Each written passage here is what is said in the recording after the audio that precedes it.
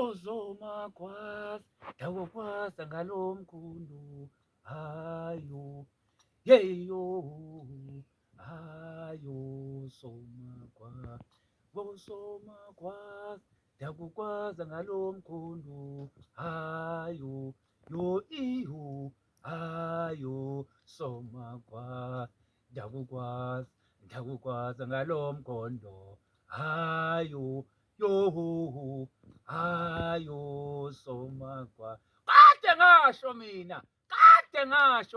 ngathi mina bangaziye ngugogo logobe lusaluka sempondo uvuma ndoda avunyezwe ngesandla sombethe izinto omhlaba kunzi ehlaba ngophondi kuyedaka qambile eminyama enhlanga kodwa lizunzu likhayethi cha aludlanga libe liqedelela phezulu abanqamula umsila bathi bayayibulela kanti bayihlupheze kunzi lene mabalabala mina ngisasho izala amathola ngafi kade ngisho mina ngithi ngiyabilela kusizwe ngiyabulela kumhlaba emagumbini mane omhlaba kubuluntu kwabantu kusizwe jikelele kumakhaya ngamakhaya kwindawo kubaphulaphuli abamameli nababukeli ngithi mina ngiyabingelela kusizwe sakuthi njengoba ngisisho mina ngithi ngudokotela umshayi wezitha inkunzi emabalabala ehlala eqonce etolofiye basho bathi mina yemkhulu thina asiqondi kahle lena ukuthi ngumXhosa mina ngiyanikhombisa nginguye umXhosa ngizelele emaXhoseni ngikhulele ndade ndalityenjana elahamba lawela amazwe ngendlela yalo ngoba lifuna impilo njengoba ngisho mina kusoloko nisitsho kumavidiyo wami nakubalandeli bami nakubabukeli bami bayodokotela Mshayi Wezitha TV ngithi mina ayikho inkomo yobuthongo ngeke uzuyithola ngeke uyifumana njalo ngisho mina ngithi wena mpundu uyavimba kodwa nyawo uyapha liqhalo lakwantu ke kodwa lifuna insingiselo ukuthi lithini insingiselo nawe likhangele uzolithola anikho ke lapho la ngisekuthinini mkhulu wathwaza yimlo ngiyanikhombisa mina ngayidla insonyama zasekhaya ngachelela ibhoko zasekhaya ngazidla insonyama ngalala kwinkundla zasekhaya ngalala kwinkundla zakwantu mina yimlo okay inkulumo yami yamuhla isekufundiseni nasekuqapheleni abantu kuyakwazi ukuthi uthi ukhulile kanti awukakhuli uthi ubonile kanti awukaboni uthi uyazi kanti awukazi uthini umkhulu ukugula ngudokotela mina ngithi njalo ngithi mina ngudokotela welapha umqondo owelapha umphefumulo ukhona umuntu kanti athi uyagula kanti lo muntu akagula ukuthi alathele agalelele umuthi noma agezwe ngomuthi ugula ngoba kufuneke kulathwe umqondo wakhe awukakhuli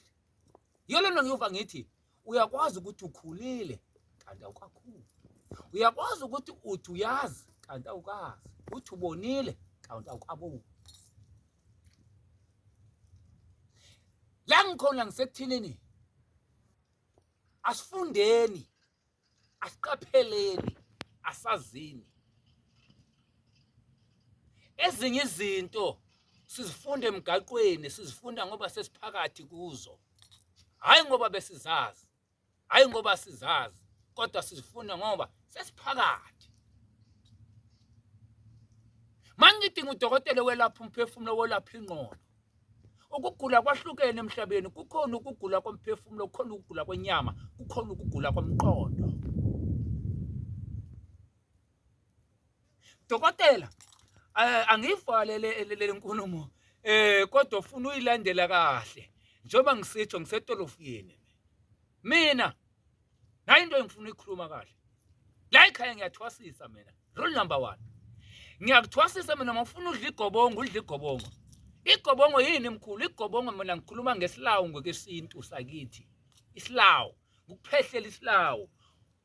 uthwase ngikuthwasise uvuthwe uze ube ligqirha noma isangoma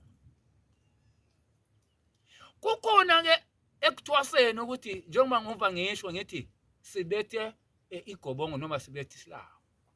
ekuthwaseni anizungena deep kodwa ngiyatsho nje ukuthi ngiyathwasisa ngoba nami ngathwasa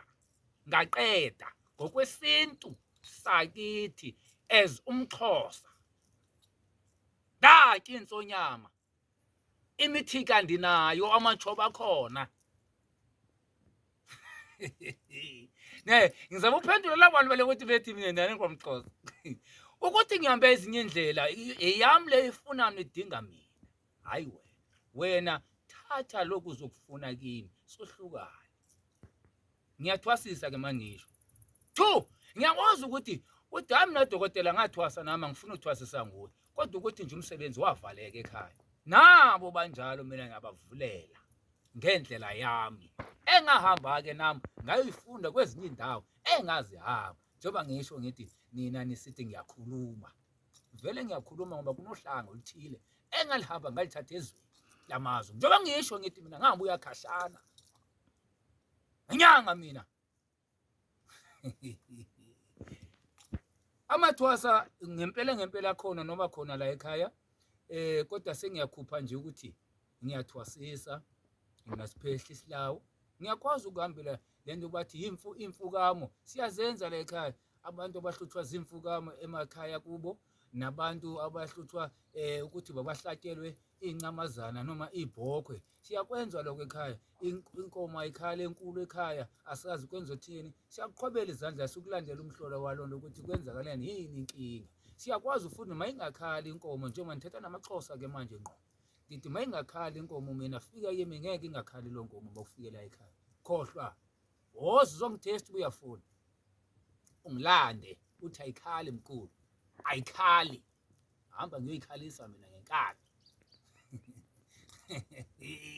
okunye nokunye nemini longane ebazi nejulile kodwa sikhuluma sofikele ekhaya esigodlweni njengoba ngisho mina angelaphe efonini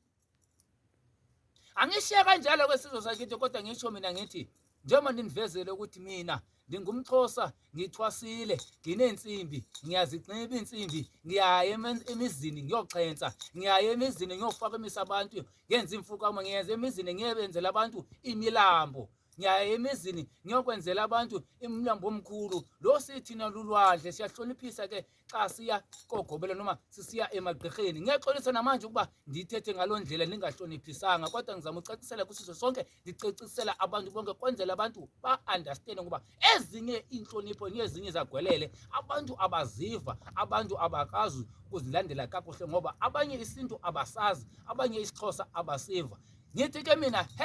#ayikho inkomo yobuthongo ngeke uzuyithola nayi le namba ungohlukani naye ngoba nasi sagweba samandla nasi sagweba sokuphilisa mawubambe le ntonga le uthi wena ekhaya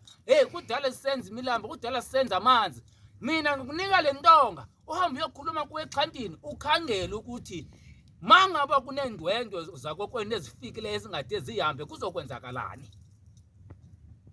sagweba samandla #067 9469 570 Dokotela Mshayi wezitha eTolofiyeni ayikho inkomo yobuthongo ngeke uyithole